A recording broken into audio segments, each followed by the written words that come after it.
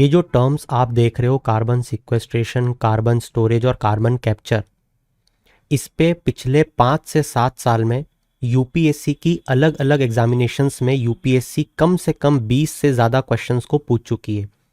But then too students इन topics को prepare कर ही नहीं पा रहे हैं, और उसके अलग अलग कारण हैं। या तो उन्हें कोई बता नहीं रहा है कि इन टॉपिक्स को कैसे प्रिपेयर करना है, या वो इन टॉपिक्स को अनदेखा कर रहे हैं ये सोच के कि बस हमने पीवाईक्यू के क्वेश्चन को देख लिया है, हमने आंसर को रट लिया है, अब हमसे वो क्वेश्चन बन जाएगा। यूपीएससी की तैयारी ऐसे चाइल्डिश मैनर में नहीं की जाती है। यूपीएससी क्वेश्चन की थीम्स को रिपीट ज़रूर करेगा, बट मैं आपको अब ये दिखाऊंगा कि सिर्फ इन 3 कीवर्ड्स पे, that is carbon storage, carbon capture और कार्बन सिक्वेस्ट्रेशन, घुमा घुमा के एक ही थीम पे कैसे उन्होंने अलग अलग क्वेश्चंस पूछे। और इतनी ब्रॉड थीम्स को कवर करने के लिए अगर आपने पहले से इस फॉर्मेट में अपने नोट्स को प्रिपेयर नहीं किया तो my friend, you won't be able to attempt the question which you have already read about it.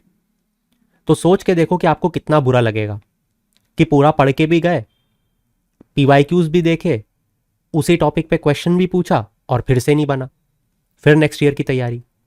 तो अगर आप इस चीज से बचना चाहते हो तो इस चीज को बहुत अच्छे से समझो और इसके नोट्स कैसे बनाना है वो सीखो। देखो, सबसे पहले इस क्वेश्चन को पढ़ते हैं। देखो क्या पूछ रहा है। यूपीएससी सिविल सर्विसेज 2023 का क्वेश्चन है। क्वेश्चन की थीम क्या है? क्वेश्चन की थीम है कि किस तरीके से हम कार्बन को कैप्चर कर सकते हैं और उसका सिक्वेस्ट्रेशन कर सकते हैं। यही थीम है, और इस थीम पे उन्होंने 3 ऑप्शन बना के पूछे हैं आपसे। सही बोल रहा हूं मैं? हाँ, ठीक है। और देखते हैं यूपीएससी सिविल सर्विसेज 2020 के इस क्वेश्चन को देखो। क्या बोल रहा है क्वेश्चन? क्या थीम है क्वेश्चन की? क्वेश्चन की थीम है जीरो टिलेज। बट ये जीरो टिलेज रिलेटेड किससे? हाँ, ये जीरो टिलेज रिलेटेड है कार्बन सिक्वेस्ट्रेशन की प्रोसेस से, और इसी कार्बन सिक्वेस्ट्रेशन की प्रोसेस को जीरो टिलेज से कनेक्ट करके यूपीएससी ने आपसे क्वेश्चन पूछ लिया। राइट? ठीक है, आओ यूपीएससी स्टेनो 2015 के इस क्वेश्चन को देखो। क्वेश्चन किस चीज पे बात कर रहा है? क्वेश्चन बात कर रहा है फॉरेस्ट्री सेक्टर पे। राइट? अब अगर आप इसकी थीम को पकड़ने जाओगे तो आपको यहां पे पता चलेगा कि अच्छा, इस चीज को भी कार्बन सिक्वेस्ट्रेशन से कनेक्ट किया जा सकता है क्या? जवाब है हाँ, ये आपके सामने। राइट? ठीक है, यूपीएससी सिविल सर्विसेज 2017 के इस क्वेश्चन को देखो। क्वेश्चन क्या पूछ रहा है? बहुत बड़ा दिख रहा है, but at the end theme क्या है? थीम है कार्बन सिक्वेस्ट्रेशन। उस पे फिर उसने अलग अलग 3 ऑप्शंस बना दिए, और ये बहुत अलग ऑप्शंस हैं। ये ऑप्शंस आपको अभी तक किसी भी क्वेश्चन में देखने को नहीं मिले होंगे। राइट? जैसे जहां पे कोल सीम की बात कर रहा है, depleted gas reservoir, oil reservoir की बात कर रहा है, सबटेरिनियन डीप सलाइन फॉर्मेशंस की बात कर रहा है, ये ऑप्शंस आपने अभी तक नहीं देखे। ठीक है, आओ वापस देखते हैं। और यूपीएससी सिविल सर्विसेज 2012 के इस क्वेश्चन को देखो। क्या बोल रहा है क्वेश्चन? Agricultural practices. फिर से एक नया क्वेश्चन। अरे बाप रे! Contour binding, relay cropping, zero tillage. 95% बच्चों को इन दोनों तरीके के क्रॉपिंग सिस्टम के बारे में ही पता नहीं होगा। मैं जानता हूं क्यों? क्योंकि हमने कभी उसे उस पर्सपेक्टिव से देखने की कोशिश नहीं करी, क्योंकि कोई बता ही नहीं रहा है।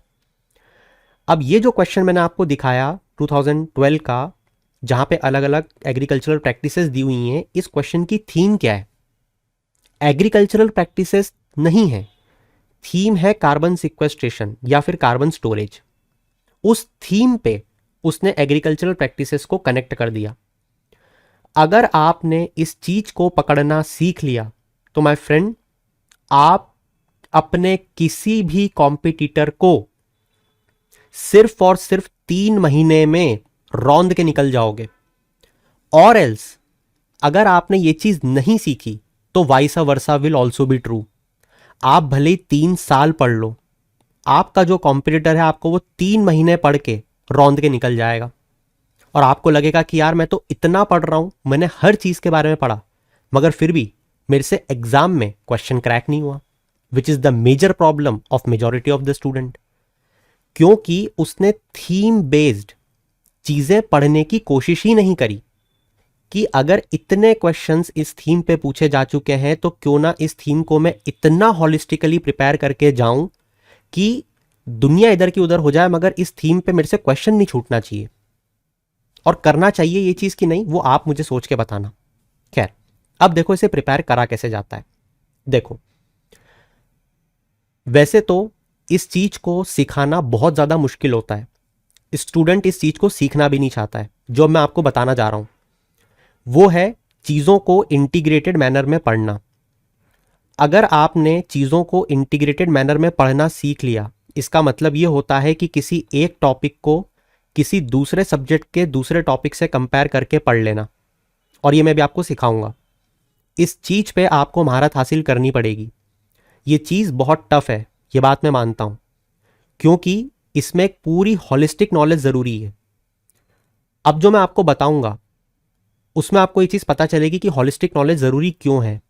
और अगर किसी के पास वो हॉलिस्टिक नॉलेज एक बार इंटीग्रेट करना सीख लिया उसने, हॉलिस्टिक नॉलेज को, दुनिया की कोई ताकत उसके सिलेक्शन को नहीं रोक सकती।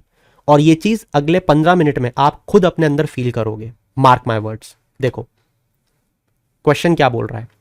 क्वेश्चन बोल रहा है कि इसमें से कुछ एक्टिविटीज दी हुई हैं 3, इसमें से किस में कार्बन कैप्चर और सिक्वेस्ट्रेशन होता है। 1 2 3। ठीक है, अब ऑप्शंस को बड़े ध्यान से पढ़ना। पहला ऑप्शन लिख रहा है कि spreading finally ground basalt rock on farm land extensively. इतनी बात तो पढ़ के सबको समझ में आ जाएगी। और मैं जब ये बोलता हूं ना कि इसको सोचो, तो सिर्फ सोचने का मतलब ये नहीं है कि अभी सोचो। पहले अपने अंदर एक वो फील लाओ कि मैं एग्जाम हॉल में बैठा हूं, एग्जाम हॉल में 2023 की पेपर की बैच में मैं बैठा हूं और मैं इस क्वेश्चन को पढ़ते हुए मैं क्या थॉट्स आएंगे मेरे दिमाग में, आप वो सोचो। बिल्कुल वैसे ही जैसे हम कभी जंग पे जाते हैं तो हम सोचते हैं ना कि अगर हमारा अपोनेंट इस मूव को मारेगा तो मैं उस मूव को चल दूंगा, जैसे चेस प्लेयर, राइट। बिल्कुल वैसे सोचो, थिंक लाइक विश्वनाथ आनंद जी। तो चलो ठीक है, मैं मान लेता हूं कि आपको फर्स्ट स्टेटमेंट में लिखा क्या है वो बात समझ में आ गई। मगर क्या सिर्फ इंग्लिश का हिंदी कन्वर्जन कर पाना और उसके थ्रू इस क्वेश्चन को सॉल्व कर लेना, आपको क्या लगता है पॉसिबल है क्या? सोच के देखो एक बार। सोच के देखो कि क्या आपको बसाल्ट रॉक के कॉम्पोजिशन के बारे में नॉलेज है क्या, कि बसाल्ट रॉक का कॉम्पोजिशन होता क्या है। क्योंकि अगर बसाल्ट रॉक के कॉम्पोजिशन के बारे में आपको नहीं पता, जो कि मैं मानता हूं और मैं जानता भी हूं कि मेजॉरिटी ऑफ द लोगों को नहीं पता, तो आप इसके आंसर पे पहुंचोगे कैसे कि ये कार्बन सिक्वेस्ट्रेशन करता है या नहीं करता है। इस बात से सब अग्री करोगे, मैं ये मानता हूं। खैर, इस पे मैं आता हूं। अभी सेकंड ऑप्शन को पढ़ो, ये और खतरनाक है। यहां पे लिखा है increasing alkalinity of oceans by adding lime. अब देखो, इस ऑप्शन को पढ़ते ही मेजॉरिटी ऑफ द स्टूडेंट के दिमाग में एक चीज आ गई होगी कि यहां पे लाइम लिखा है, इसका मतलब it is connected to CaCO3, that is calcium carbonate. यही लाइमस्टोन है, इसी से लाइम मिलेगा। ठीक है, इतनी बात तो आ गई। बट अगेन बहुत सारे स्टूडेंट्स को यहां पे अल्कलाइनिटी का मतलब नहीं पता होता है, मैं जानता हूं, डोंट वरी अबाउट इट, मैं जानता हूं। अब यहां पे अल्कलाइनिटी का अगर मतलब नहीं पता तो ये जो ऑप्शन है ये आपको वहां पे बैठ के बहुत टफ लगेगा। और मैं बिल्कुल प्रैक्टिकल चीज बता रहा हूं, बिल्कुल ऐसा ही दिमाग चलता है एक स्टूडेंट का। और वहां पे जाके एक शब्द भी अगर किसी ऑप्शन में नहीं आता ना तो वहां स्टूडेंट घूम जाता है ऊपर से नीचे तक कि पहले तो लाइमस्टोन क्यों नहीं लिखा है, ये एक डाउट आएगा। फिर ओशन की अल्कलाइनिटी इंक्रीज होने का मतलब क्या है, वो सोचेगा कि यार ये पीएच की बात चल रही है क्या, कि पीएच में ऊपर जाता है या नीचे जाता है। तो ये तो मैंने पढ़ा है, इसमें तो एसिडिक और बेसिक की बात चलती है, ये अल्कलाइनिटी क्या है ये तो भूल गया मैं। ये दिमाग चलता है, मैं जानता हूं। ये एक डाउट क्रिएट हो गया। अब एक बात ये सोच के देखो कि पहले के 2 ऑप्शन ही ऐसे बने हैं कि थर्ड ऑप्शन पढ़ते पढ़ते तो स्टूडेंट खत्म हो जाएगा, और ऐसा होता है। तो ऐसे क्वेश्चंस को फिर कैसे क्रैक करोगे, क्योंकि हर क्वेश्चन को तो छोड़ के नहीं जा सकते ना कि हाँ चलो ये भी छोड़ दूंगा, मेरे को तो 50 क्वेश्चन ही करने हैं। वो बात सच है।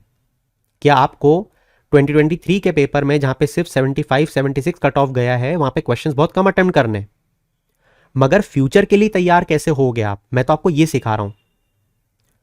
ठीक है, तो ये दोनों स्टेटमेंट आपने देखा कि टफ है। अभी मैं आपको प्रॉब्लम दिखा रहा हूं, बहुत जल्द मैं आपको सॉल्यूशन भी दिखाऊंगा। कि कैसे आप अप्रोच करोगे।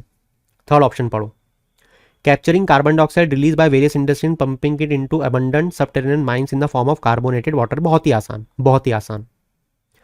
इस ऑप्शन को हर स्टूडेंट सही मार्क करेगा, I have no doubt about it. हर स्टूडेंट जिसने थोड़ी सी भी पढ़ाई करी है, जो थोड़ी भी नॉलेज रखता है एक्यूफायर्स के बारे में, और जो ऐसी कोल माइंस को छोड़ देते हैं, अबंडेंट रहती हैं, उसमें इन चीज़ों को स्टोर किया जा सकता है, ये हर कोई जानता है।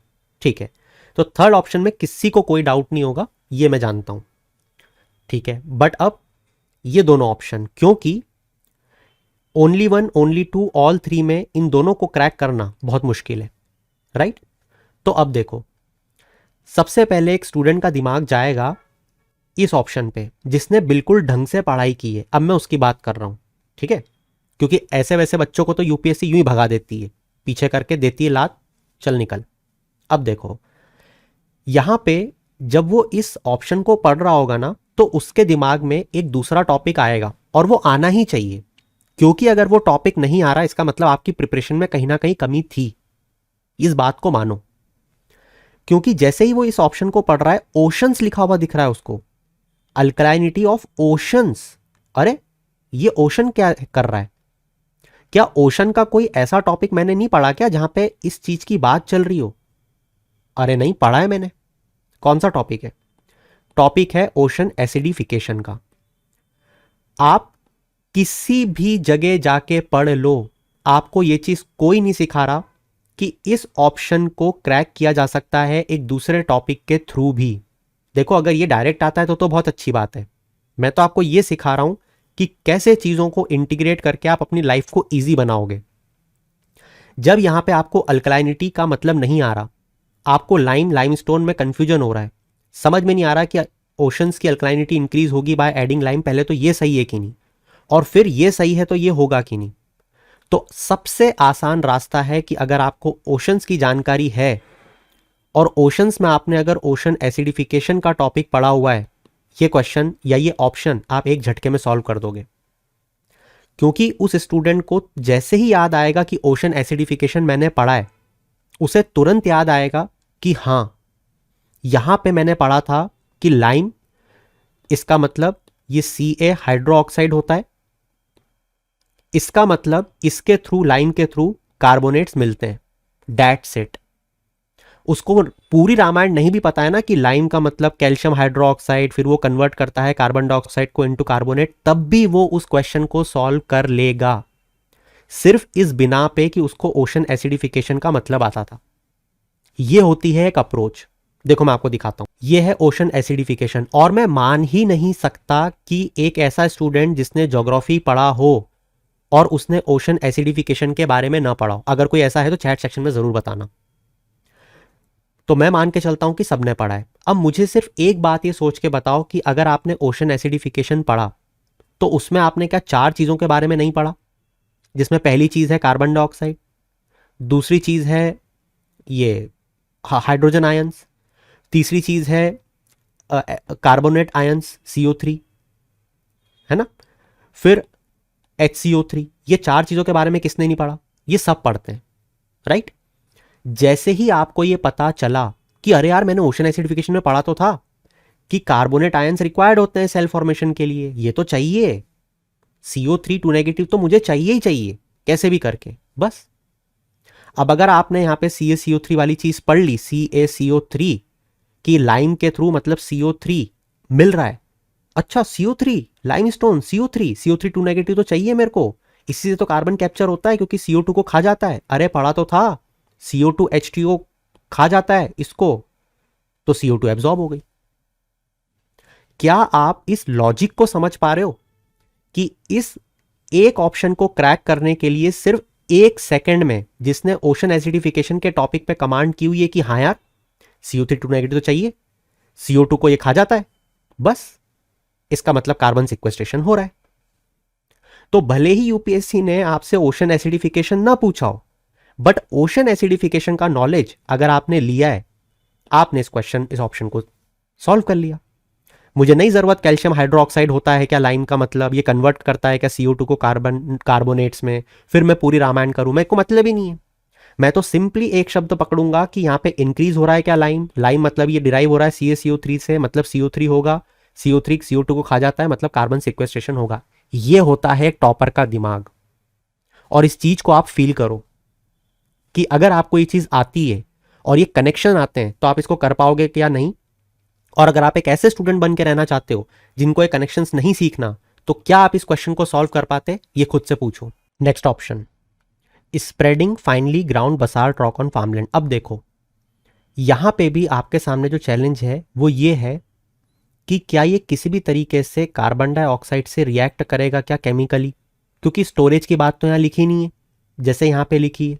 समझ रहे हो ना कि यहां पे स्टोर हो जाएगा रॉक के अंदर, कैसे होगा, केमिकल कॉम्पोजिशन इसका कुछ ऐसा होना चाहिए ना जो CO2 को एब्जॉर्ब करे अपने अंदर। तो इसको पढ़ के आपके दिमाग में क्या आएगा या क्या आना चाहिए, सबसे पहले तो इग्नियस रॉक फॉर्मेशन आना चाहिए, है ना। तो इग्नियस रॉक फॉर्मेशन आ गया, ठीक है। बट उसके बाद भी अगर आपके दिमाग में ये चीज आई कि ये जो बसाल्ट रॉक है इसमें कैल्शियम का कंपोनेंट होता है, and if I am not wrong, ठीक है, जो कि मेजर होता है शायद, कैल्शियम और शायद मैग्नीशियम होता है, ठीक है।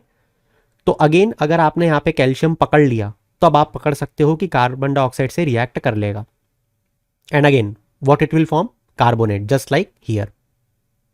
बट अगेन बेसिक चीज तो आपको आनी चाहिए। मैं ये मान सकता हूं कि आप वहां पे ये भूल गए कि बसाल्ट रॉक में कैल्शियम ऑक्साइड आएगा या कैल्शियम आएगा सिर्फ, ठीक है, मुझे भी एग्जैक्टली याद नहीं है क्या इसका केमिकल फॉर्मूला।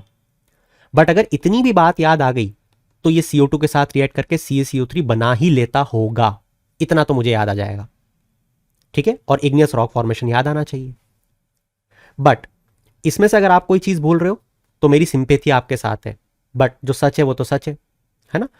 अगली बार आप ना भूलो, एटलीस्ट अब प्रिपेयर करके चले जाओ।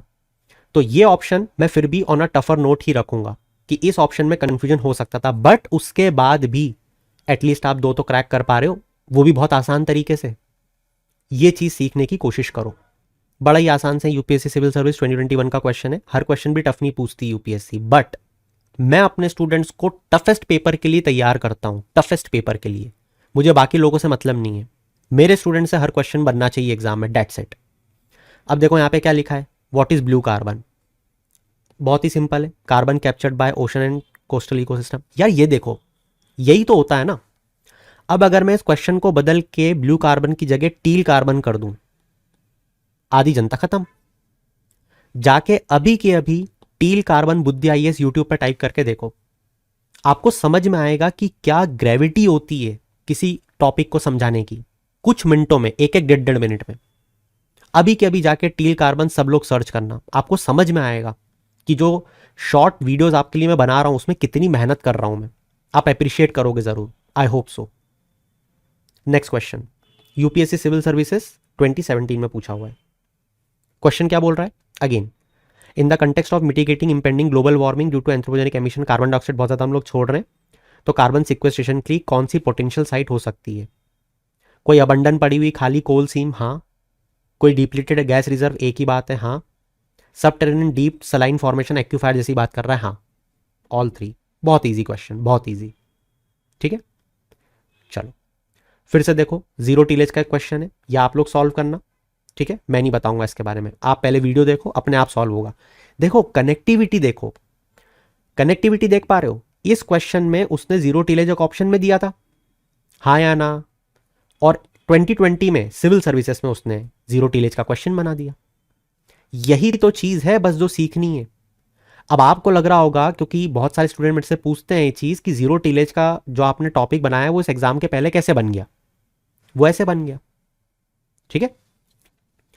अगला question UPSC steno forestry sector का है, अगेन बहुत इजी क्वेश्चन है, आई वुड रिकमेंड कि इस क्वेश्चन को आप खुद सॉल्व करना, ठीक है। और अब इसी चीज को यूपीएससी पता है क्या करता है, करंट अफेयर से कनेक्ट कर देता है, और यहां से जो रिसेंट में नए नए तरीके की एग्रीकल्चरल प्रैक्टिसेस की बात चल रही है ना, जैसे कि कार्बन फार्मिंग, अब वो आपसे इसके बारे में पूछेगा। तो आपको बेसिकली करना क्या है, सिर्फ 4-4 लाइन पढ़ के उसके नोट्स बना के जाने, जैसे कार्बन फार्मिंग की मेथड्स, समझ रहे हो? तो वो इस तरीके से आपसे यहाँ पे भी जीरो टिलेज को कंपेयर करके यहाँ पे कार्बन फार्मिंग की मेथड्स पूछेगा और इस तरीके के क्वेश्चन बनाएगा। तो यही चीज़ें मैंने आप लोगों के लिए करने की कोशिश करी है। तो अगर आप इन चीज़ों को रिवीजन मोड में रखोगे तो मार्क माय वर्ड्स, आपका एक भी कॉम्पिटिटर आपके सामने टिक नहीं पाएगा एग्जाम के दिन। ठीक है? बिल्कुल इसीलिए कार्बन फार्मिंग को नोट्स फॉर्म में कि ये टेक्निक कैसे इंप्लीमेंट की जाती है, इस टेक्निक के क्या बेनिफिट्स हैं, क्योंकि यही बेनिफिट्स के थ्रू आप प्री के क्वेश्चन को सॉल्व कर पाओगे। जैसे कि अगर उन्होंने आपसे पूछा कि ग्रीन हाउस गैस एमिशन को ये कैसे रिड्यूस करेगा, ठीक है, इसीलिए ये नोट्स बना के दिए हैं। फिर जैसे एग्रो फॉरेस्ट्री, अब एग्रो फॉरेस्ट्री में कैसे ट्री कार्बन डाइऑक्साइड को एब्जॉर्ब करेगा ये आपको पता होना चाहिए। ये सॉइल फर्टिलिटी पे भी काम करेगा। मतलब समझ रहे हो? अब जब यूपीएससी क्वेश्चन बनाएगा और मान लो उसने एग्रो फॉरेस्ट्री टर्म डाला तो उसमें वो जीएचजी और सॉइल फर्टिलिटी दोनों को डाल देगा और बाकी बच्चे कंफ्यूज हो जाएंगे। बाकी हमने उस चीज को जिस तरीके से पढ़ा है हम कंफ्यूज नहीं होंगे। ठीक है? तो इस तरीके से जितने भी टॉपिक्स हैं एग्रीकल्चर रिलेटेड और भी बहुत सारे आप सब जानते हो, उनको जाके आज की आज रिवाइज करना और इस तरीके से आप अगले 3 महीने में ऐसी पोजीशन पे खड़े हो जाओगे जहां पे आपका कोई भी तोड़ नहीं होगा। तो ये ओवरऑल इस थीम को हम कंप्लीट करते हुए आगे बढ़ रहे हैं, that is carbon sequestration, carbon storage, carbon capture. Chat section में जरूर बताना कि आपने इस चीज से सीखा क्या। मैं इस चीज को सुनने में ज्यादा इंटरेस्टेड हूं रादर देन कि मैं आपको क्वेश्चन के आंसर दिखा के आगे बढ़ जाऊं। That's it from my side for this particular topic. We'll meet you soon. Till then, keep shining. Have a good day.